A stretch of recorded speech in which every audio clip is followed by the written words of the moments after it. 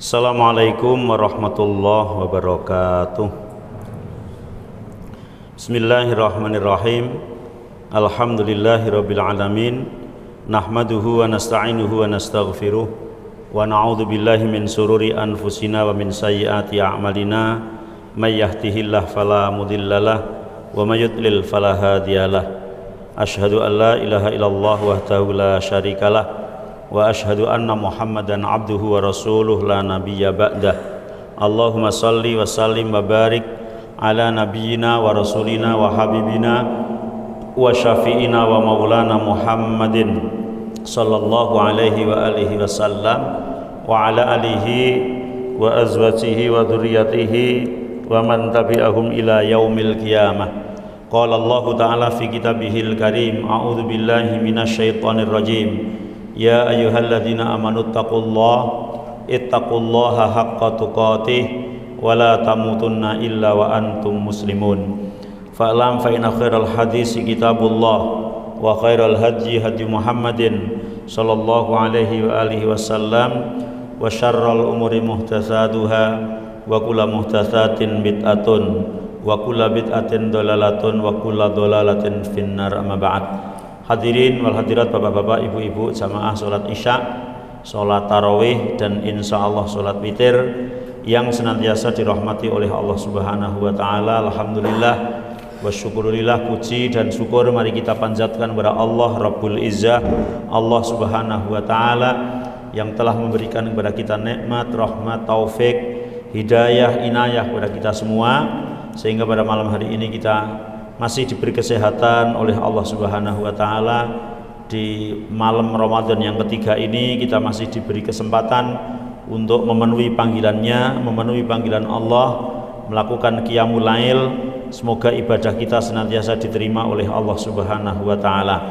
Salawat dan juga salam juga tercurahkan kepada Nabi kita Muhammad sallallahu alaihi wa alihi wasallam, dan juga kepada para sahabatnya, para keluarganya, serta pengikut setianya ila yaumil qiyamah. Hadirin wal hadirat rahimani wa rahimakumullah. Hal yang paling utama dan yang paling istimewa di dalam kehidupan ini tiada lain adalah tauhid, atau mentauhidkan Allah subhanahu wa ta'ala, mengesahkan Allah subhanahu wa ta'ala dalam segala aspeknya, baik rububiyah, uluhiyah maupun asma wa sifatnya. Adapun keistimewaan dan keutamaan tauhid ada beberapa hal. Di antaranya yang pertama, tauhid adalah tujuan penciptaan manusia. Manusia diciptakan ini tiada lain adalah hanya untuk mentauhidkan kepada Allah. Adapun yang lain itu hanya sarana dan prasarana untuk menghantarkan kepada tauhid. Allah berfirman dalam surat Az-Zariyat, "Wa ma khalaqtul jinna wal insa illa liya'budun." Wa ma khalaqtu, dan tidak kuciptakan al jinna, jin, wal insa, dan manusia, illa liya'buduni, kecuali untuk menyembah mereka kepada aku, kata Allah. Tidak kuciptakan jin dan manusia kecuali penciptaan jin dan manusia itu hanya untuk menyembah aku. Maksudnya liya'buduni liwahiduni, hanya menyembah kepadaku, berarti mengesahkan aku. Aku ciptakan jin, aku ciptakan manusia hanya untuk mentauhidkan kepada saya, tiada tujuan lain. Berdasarkan ayat ini, tauhid adalah tujuan penciptaan kita di dalam kehidupan di dunia ini. Allah tidak menciptakan kita sekedar main-main saja atau sia-sia, tidak ada tujuan atau tidak ada perintah dan larangan. Akan tetapi Allah subhanahu wa ta'ala menciptakan kita untuk satu tujuan yang mulia, yaitu mentauhidkan Allah subhanahu wa ta'ala. Beribadah atau menyembah kepada Allah artinya adalah mentauhidkan Allah subhanahu wa ta'ala. Jadi sangat-sangat mulia dan sangat utama. Bahkan tauhid adalah tujuan penciptaan jin dan manusia. Keistimewaan yang kedua, sesungguhnya tauhid adalah poros atau pokok dakwah seluruh nabi dan rasul.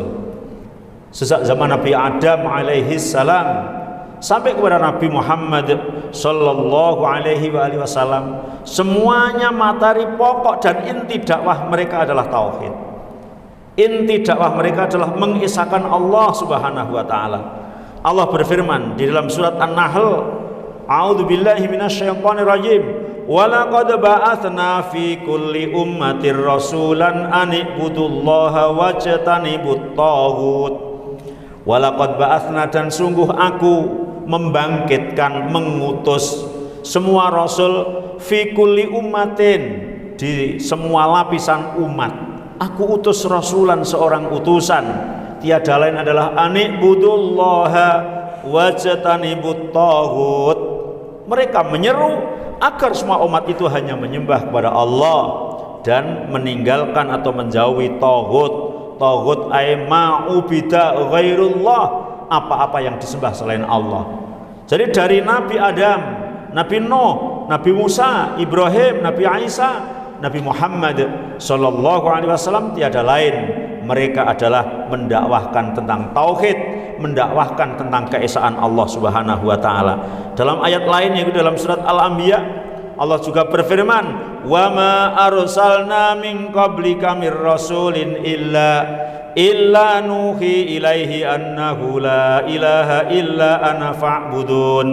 Wa ma arsalna, dan tidaklah aku mengutus, min qablika, dari sebelum engkau Muhammad, min rasulin, dari rasul-rasul, illa nuhi, kecuali aku wahyukan, ilaihi, kepada mereka, annahu, sesungguhnya, bahwasanya, la ilaha illa, tidak ada Tuhan yang berhak disembah dengan benar, illa ana, kecuali hanya aku, kata Allah, kecuali hanya aku.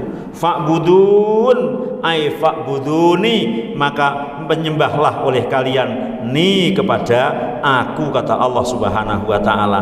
Jadi bahwa tauhid adalah dakwah para nabi, semua rasul, ya, mendakwahkan tauhid semuanya, enggak ada yang lain. Likullin ja'alna minkum syir'atan wa minhaja, untuk setiap umat di antara kamu kami berikan aturan jalan-jalan yang terang, yaitu mentauhidkan Allah Subhanahu wa taala. Kemudian yang ketiga, tauhid adalah kewajiban pertama kali bagi seorang mukallaf. Mukallaf adalah seseorang yang akil, baligh, dan sudah mendengarkan dakwah, namanya mukallaf. Kalau masih anak-anak belum mukallaf, sudah dewasa tapi gila tidak mu'alaf, sudah dewasa akalnya sehat nggak pernah dengar dakwah, namanya tidak mukallaf. Mukallaf itu akil, baligh, dan sudah mendengar dakwah. Maka kewajiban yang pertama tiada lain adalah tauhid, mentauhidkan Allah Subhanahu wa taala.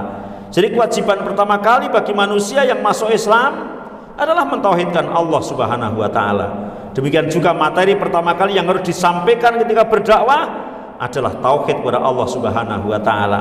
Rasul sallallahu alaihi wasallam bersabda, "Umirtu an uqatilan nasa hatta yaqulu la ilaha illallah." Aku diperintah untuk memerangi annas, manusia, hatta yaqulu la ilaha illallah, hingga mereka mengucapkan la ilaha illallah. Faman qala la ilaha illallah faqad asama minni nafsah wa malah illa bihaqqihi wa hisabuhu 'ala Allah.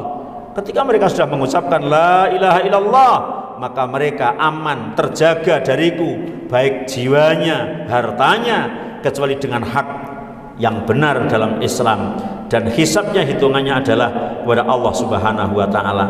Begitu juga wasiat Rasulullah sallallahu alaihi wasallam kepada Mu'adz bin Jabal. Rasul mengatakan, innaka taqdamu ala qaumi ahli kitab. Hai Mu'adz bin Jabal, engkau akan datang ke Yaman, mendatangi ahlul kitab, maka falyakun awalu matatuhum ilaihi ibadatullahi azza wajal, maka yang kamu dakwahkan terlebih dahulu ke dalam orang-orang ahlul kitab di Yaman adalah mentauhidkan Allah Subhanahu wa taala. Ternyata Mu'adz bin Jabal dipesan oleh Rasulullah SAW agar dakwah pertama kali adalah tentang tauhid, karena ibadah yang lain, amalan yang lain, semuanya akan berdiri di atas tauhid. Kalau tauhidnya rusak, maka amal yang lain rusak. Kalau tauhidnya kuat dan kokoh, maka amalan yang lain akan kuat dan kokoh.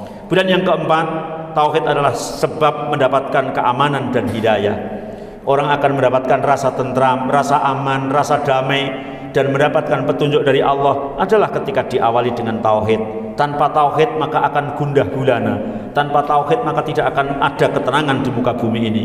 Kata Allah, alladzina amanu wa lam yalbisu imanahum bidzulmin orang-orang yang beriman dan tidak mencampur adukkan keimanannya itu dengan kezaliman, ulaika lahumul amnu wa hum muhtadun, maka mereka itulah yang akan mendapatkan rasa ketentraman, mereka itu yang akan mendapatkan rasa ketenangan, dan mereka itulah yang akan mendapatkan petunjuk dari Allah Subhanahu wa taala. Maka keamanan itu berada di tangan Allah, dan tidak akan Allah taala berikan kecuali pada orang-orang yang bertauhid. Orang yang bertauhid akan tenang dan tentram, orang yang mengikhlaskan ibadah hanya kepada Allah Subhanahu wa taala. Ketika ayat ini turun, para sahabat merasa berat sehingga mereka pun mendatangi Rasulullah sallallahu alaihi wasallam kemudian menanyakan, ayyuna lam yadzlim nafsah, wahai Rasulullah, siapakah di antara kita yang tidak mendolimi dirinya? Maksudnya semua orang pasti mendolimi dirinya, tapi Rasul kemudian menjawab, yang dimaksud adalah tidak melakukan kesyirikan. Orang yang tidak melakukan kesyirikan berarti dia tidak zalim. Ketika tidak zalim, maka dia akan mendapatkan ketenangan dan keamanan dari Allah Subhanahu wa taala. Semoga yang sedikit ini bermanfaat bagi kita semua. Semoga kita semakin kokoh, semakin kuat ketauhidan kita, sehingga kita menjadi hamba Allah yang Allah mencintai kita dan kita pun mencintai Allah Subhanahu wa taala. Amin ya rabbal alamin. Sekian, assalamualaikum warahmatullahi wabarakatuh.